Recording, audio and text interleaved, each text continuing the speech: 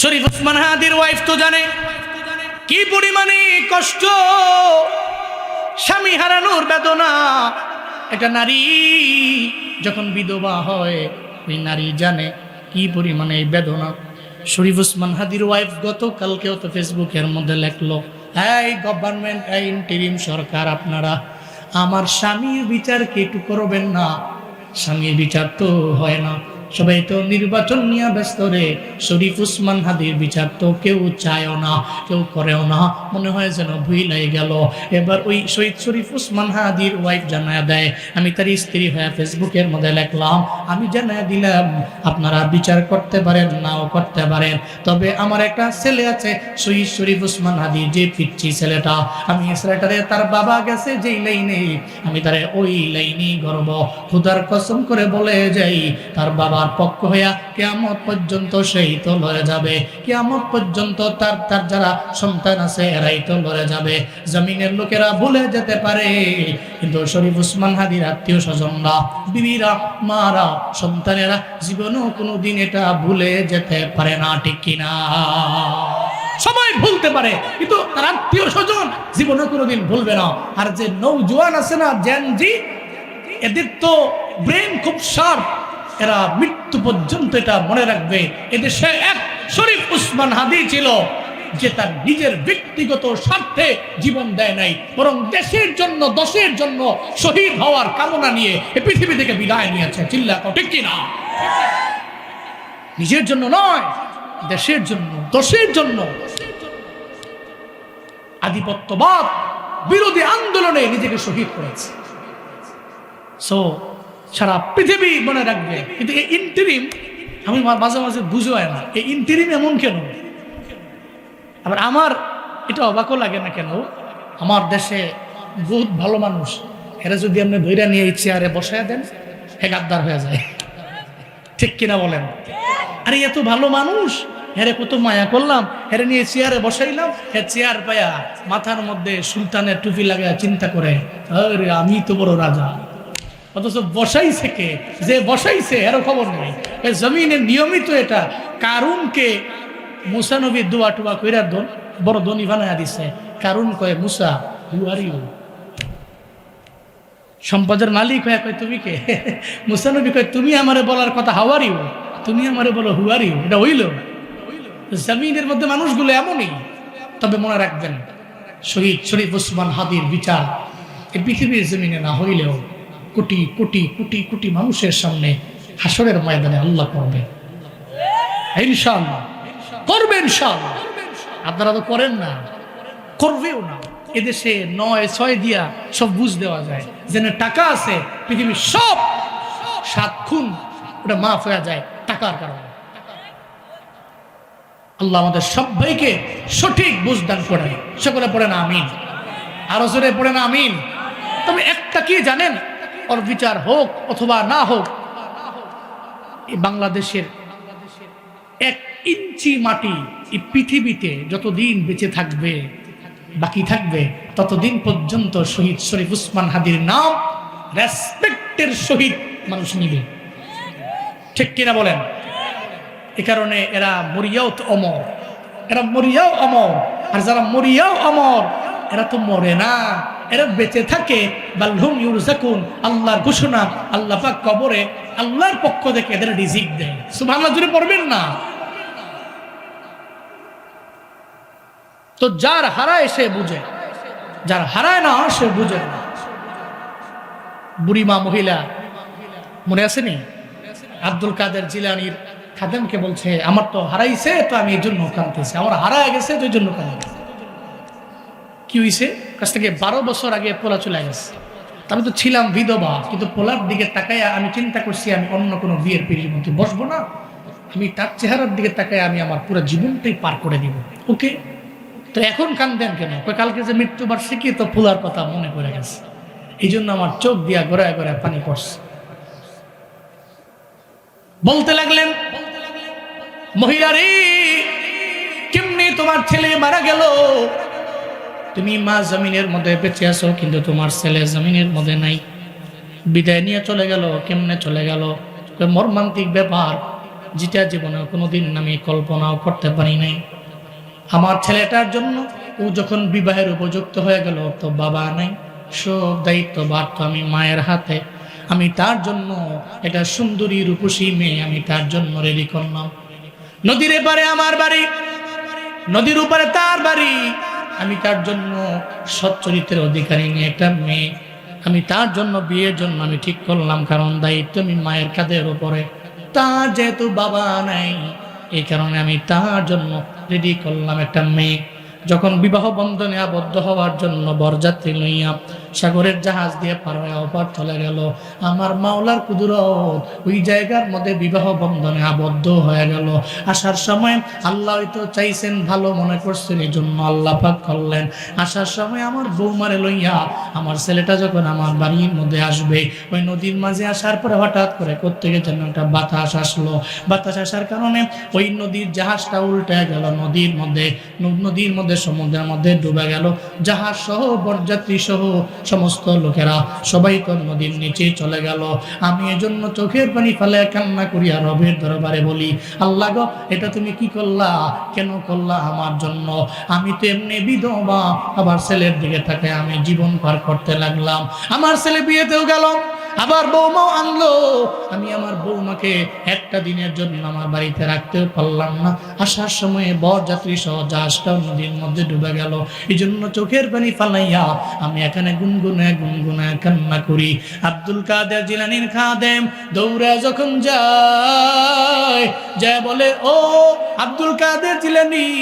আমি ওই মহিলার দরবারে যাওয়ার পরে মহিলা আমারে বলল, মহিলার মনটা নাকি খারাপ। ওই কেন খারাপ রে? মহিলা নাকি তার ছেলেটারে 12 বছর আগে হারাইছে। বিয়ে করতে যাইয়া আসার সময় এমন এমন ঘটনা ঘটলো ওই ছেলের সঙ্গে। এই জন্য সারা জিন্দেগি লাগে মহিলাটা কান্না করে। কালকে তার ছেলের মৃত্যুবার্ষিকী, এই জন্য ছেলের কথা মনে পড়ে গেছে, চোখ দিয়া ঘুরে ঘুরে পানি পড়ে। আব্দুল কাদের জিলানীর মনটা তো বড্ড নরম।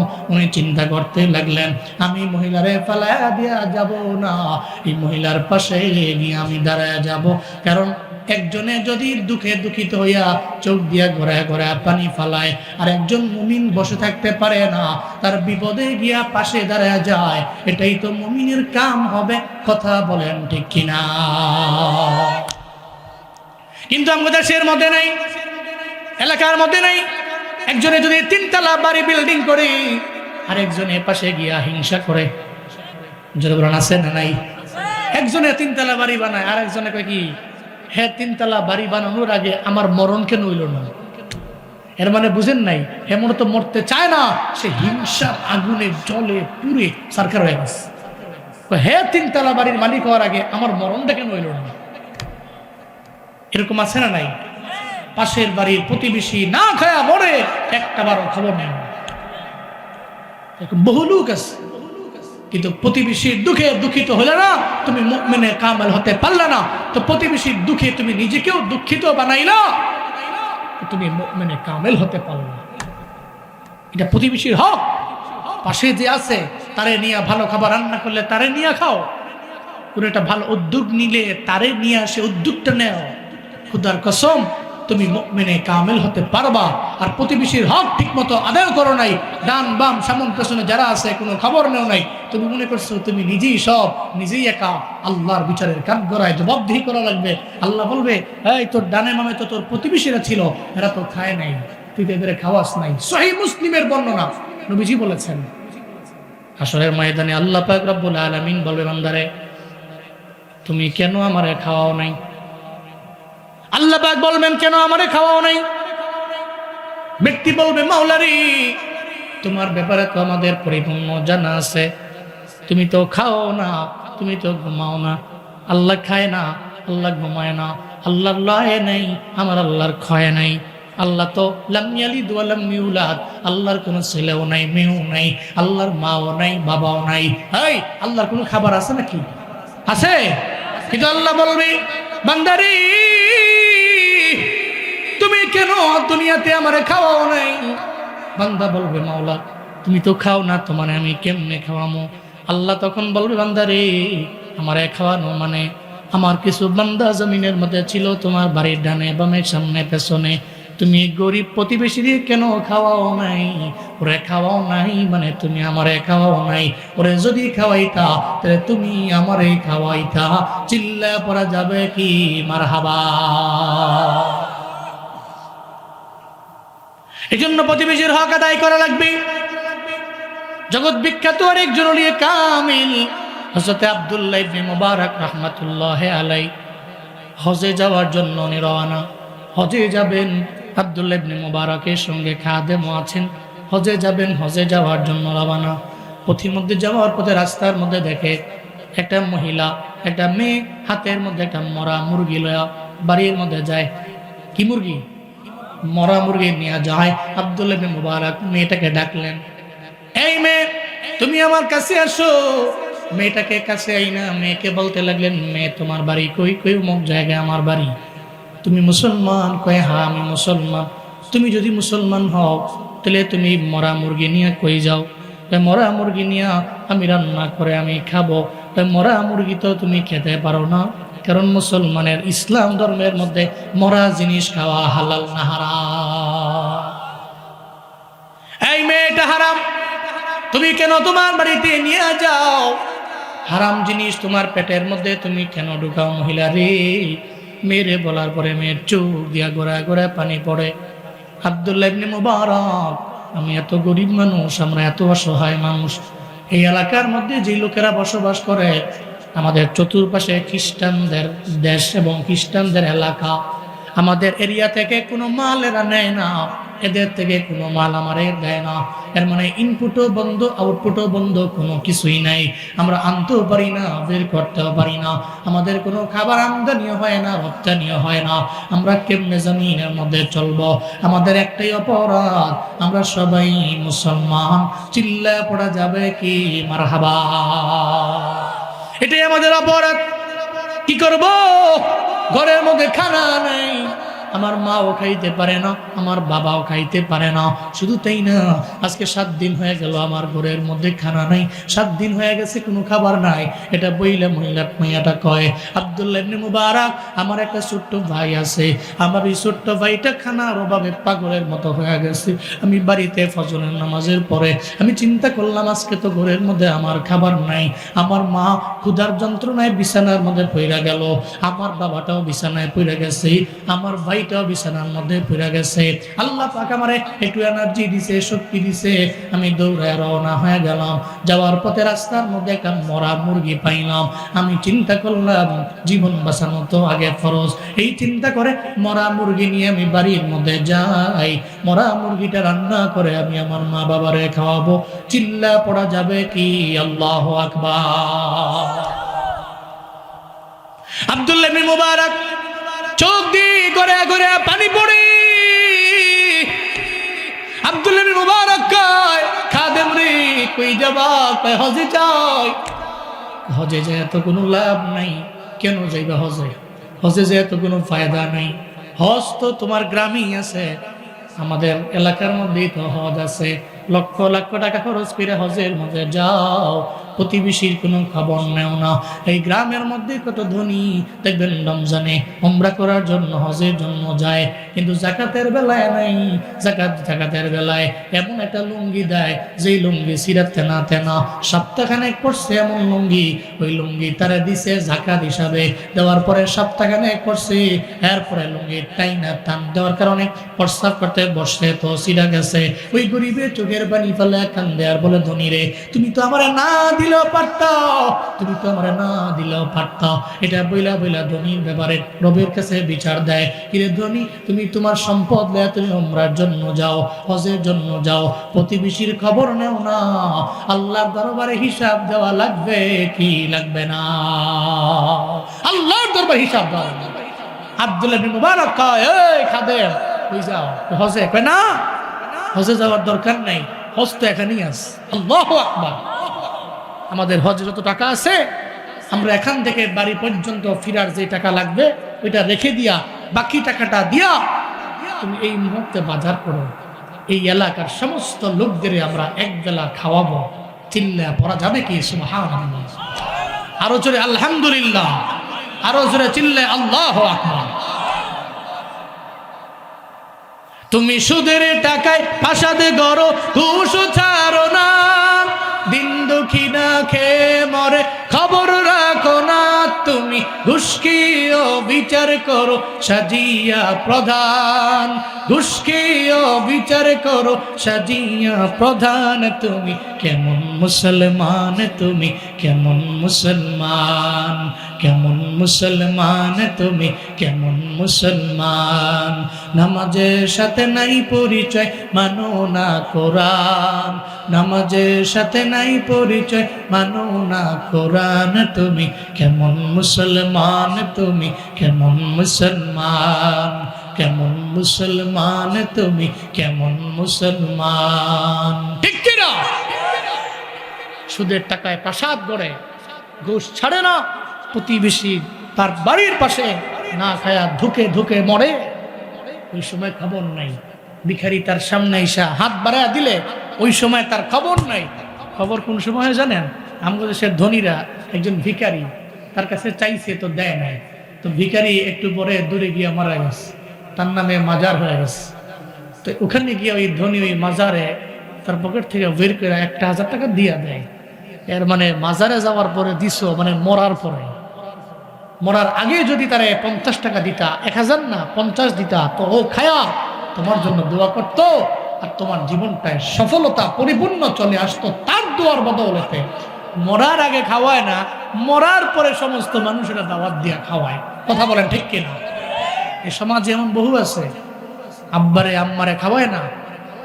ভাই আছে 3 জন, এক প্রথম ভাই মেজো ভাইয়ের ঠেলা মারে, মেজো ভাই 3 নম্বর ভাই ঠেলা মারে, খালি আমি খাওয়া মতোরা নাই, খালি ঠেলা মারে। একটা পর্যায়ে এরকম ঠেলা মারতে মারতে বাবার ওষুধ লাগবে মাসে 3-4 হাজার টাকার, 3 ভাইয়ের এক ভাইও বাবার ওষুধের টাকা দেয় না।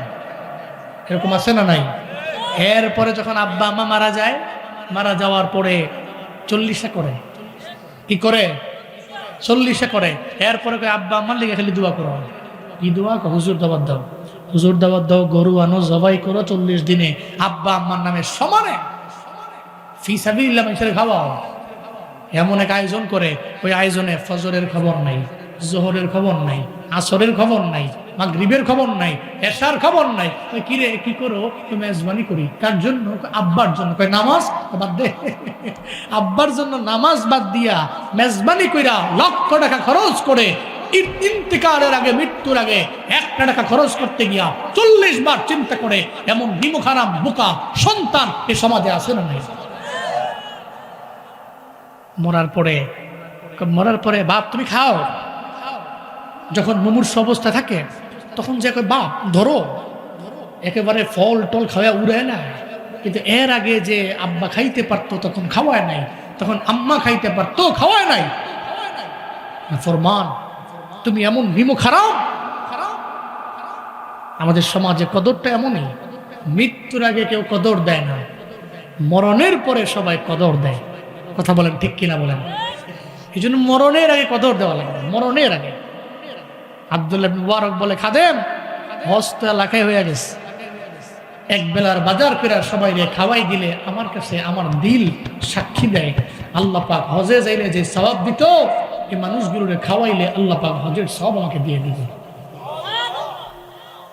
উনি হজে গেলেন না, এদের খাওয়াইলেন, তাহলে প্রতিবেশীর হক আদায় করতে পারবো তো ইনশাআল্লাহ? প্রতিবেশী নিয়ে মিলে মিশে থাকবো তো ইনশাআল্লাহ? আল্লাহ তৌফিক দান করেন, সকলে পড়েন আমিন।